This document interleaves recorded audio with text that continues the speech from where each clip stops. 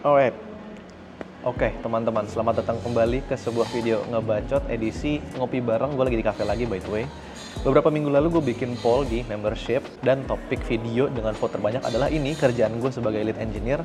Jadi itulah yang kita akan bahas untuk topik video kali ini. Tapi disclaimer dulu, gue kerja di sebuah small to medium size company dengan tim yang nggak terlalu gede-gede banget, sekitar 10 engineers. Jadi kalau kalian berekspektasi dari sudut pandang seorang lead engineer yang udah menghandle ratusan ribu bahkan jutaan users dengan tim size yang sangat besar di dalam sebuah aplikasi yang menggunakan fitur ini itu dan sangat advance, gue mohon maaf banget untuk mengecewakan kalian karena gue belum memiliki pengalaman seperti itu. Gue akan sharing apa adanya aja berdasarkan pengalaman yang udah gue lewati selama 1 tahun lalu, tapi semoga tetap berguna untuk kalian. Nah, disclaimer juga bahwa tugas dan tanggung jawab gue sebagai lead itu nggak bisa disamaratakan berarti ya, oh semua lead itu kerjanya kayak gini. Enggak, ini semuanya pure pengalaman gue di company gue yang sebelumnya.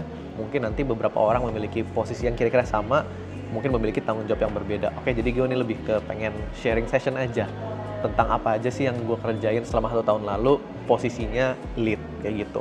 Langsung aja poin yang pertama, yaitu technical architecture design. Ini gue ada beberapa notes supaya nggak lupa. Technical architecture design, kayaknya kompleks banget gitu bahasanya, tapi sebenarnya simple. Gue yang membantu untuk mengarsitek atau mendesain secara teknis, secara garis besar, aplikasi-aplikasi dan services yang akan dibuild dalam company. Kayak misalkan backend-nya dibuild menggunakan framework apa, bahasa apa, atau pada saat itu kan platform utamanya adalah mobile apps. Apakah mau dibuild secara native iOS, native Android, atau mungkin kita menggunakan framework yang hybrid kayak misalkan Flutter atau React Native. Nah, itu gue bantu untuk memberi keputusan apa aja yang kita akan gunakan. Selain itu, hal-hal yang kecil juga itu kayak penggunaan library itu perlu gue perhatikan juga. Jadi nggak asal install package atau library dalam services kita, hanya kalau dibutuhkan banget aja baru kita nambahin package atau library tambahan dari luar, kayak gitu. Di luar development coding aplikasinya itu, gue juga handle untuk penggunaan services cloud yang kita perlukan.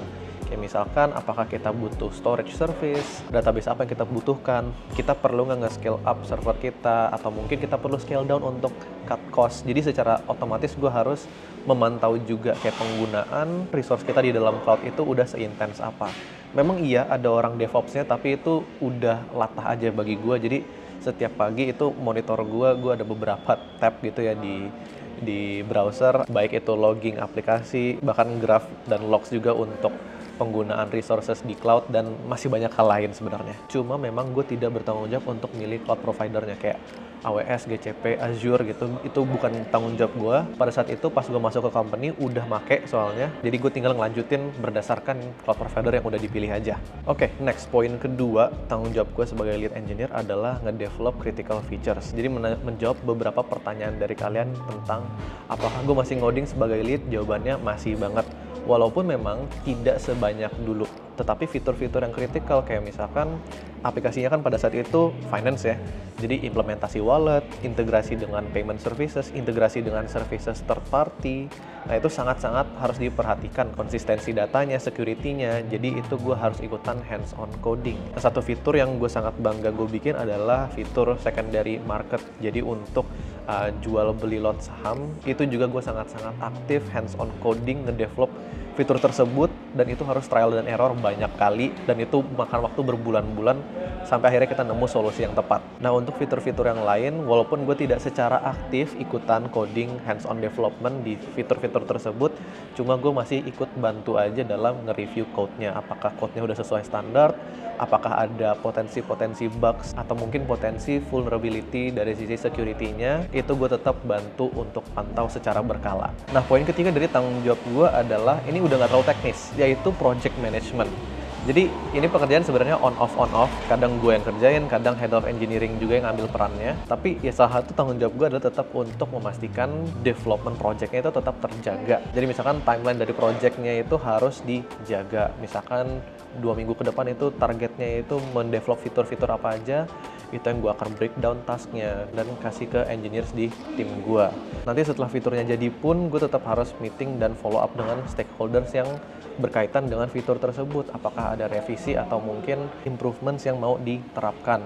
Kalau misalkan ada feedback, ya berarti gue harus translate itu lagi menjadi Jira tiket dan harus gue bagi-bagiin lagi ke engineers gue. Gue harus bantu untuk tetapin kira-kira targetnya dalam 2 minggu ke depan itu apa aja. Terus issue tasknya itu tinggal dibagi-bagi ke anggota tim gue. Nah, poin yang keempat adalah tanggung jawab yang gue sangat-sangat tidak suka, yaitu meeting. Meetingnya sama siapa aja? Dengan banyak orang. Baik itu stakeholders, seperti yang tadi gue bilang ya di poin sebelumnya, baik itu stakeholders dari feature, kayak misalkan orang internal, kita ngedevelop sebuah fitur untuk dashboard internal, ya gue harus meeting dengan mereka, spesifikasinya itu seperti apa, yang mereka inginkan itu bentuknya kayak gimana, ada bugs atau tidak. Terus kadang-kadang harus ngotot-ngototan juga kayak, oh ini fiturnya nggak bisa kelar dalam jangka waktu yang lu pengen gitu. Jadi gue harus nego-nego lagi dan memprioritaskan lagi mana aja kira-kira fitur yang butuh sekarang banget dan mana yang mungkin kita harus mundurin. Jadi sebenarnya terkait dengan project management sih. Tapi selain itu dengan third party services pun gue juga harus ikutan meeting. Kayak misalkan kita integrasi untuk payment gateway, itu gue harus sering kontak-kontakan dengan orang luar. Walaupun bentuknya tuh nggak langsung kayak meeting Google Meet atau Zoom gitu, dalam bentuk chat WA pun itu tetap gue harus aktif. Bahkan untuk keperluan lembaga negara karena ya fintech gitu kan, pasti berurusan dengan OJK, ya berarti gue harus ikutan meeting juga untuk ya kasus-kasus seperti itu. Dan jujur gue jauh mendingan ngoding fitur aja selama 2 minggu berturut-turut kali ya, daripada gue harus ikut meeting selama 1 jam mungkin. Nggak tahu itu mungkin jiwa engineer gue yang ngomong, tapi ya gue sangat-sangat tidak suka untuk meeting dengan orang lain, apalagi kalau meetingnya tuh diadakan dengan kurang efektif. Ya misalkan agendanya nggak jelas atau mungkin singkat doang tapi harus meeting padahal bisa lewat chat atau email aja. Tapi ya gitu, itu udah menjadi salah satu tanggung jawab gue, jadi gue harus tetap jalanin. Nah yang terakhir, ini sebenarnya nggak masuk ke tanggung jawab secara langsung, tapi ini bonus aja kali ya. Salah satu yang gue biasa kerjain juga, yaitu menjadi SQL wizard. Jadi karena development timeline itu sangat padat dan jumlah engineers-nya nggak terlalu banyak dan fiturnya itu sangat-sangat banyak yang harus dikejar, jadi fokus utama dari tim gue adalah ya untuk customer-nya duluan, which is mobile apps-nya. Nah untuk tools internal itu kita belakangan. Jadi misalkan dari divisi lain, misalkan dari finance, oh kira-kira penjualan untuk bulan ini tuh berapa, nah itu gue harus buka database dan gue harus ngetik sendiri query-nya, gue bikin query-nya, terus nanti hasilnya itu gue ekspor jadi CSV, kasih mungkin ke tim yang berkaitan.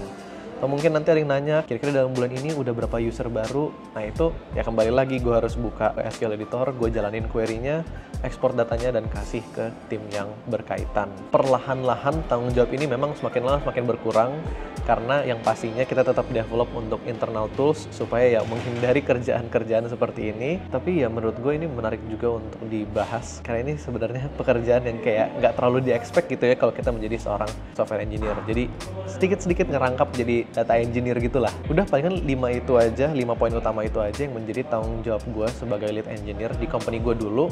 Walaupun ini bisa sih kalian jadiin referensi untuk, oh kira-kira yang gue akan hadapi itu seperti apa. Cuma sekali lagi ini nggak bisa dipatok rata untuk setiap company. Ingat setiap company itu memiliki job desk masing-masing untuk posisi-posisi tertentu. Dan di sini gue hanya sharing berdasarkan yang udah gue alamin aja. Anyways, ya semoga berguna untuk kalian. Jangan lupa like dan subscribe kalau kalian suka konten seperti ini. And I will see you guys in the next video. Bye-bye.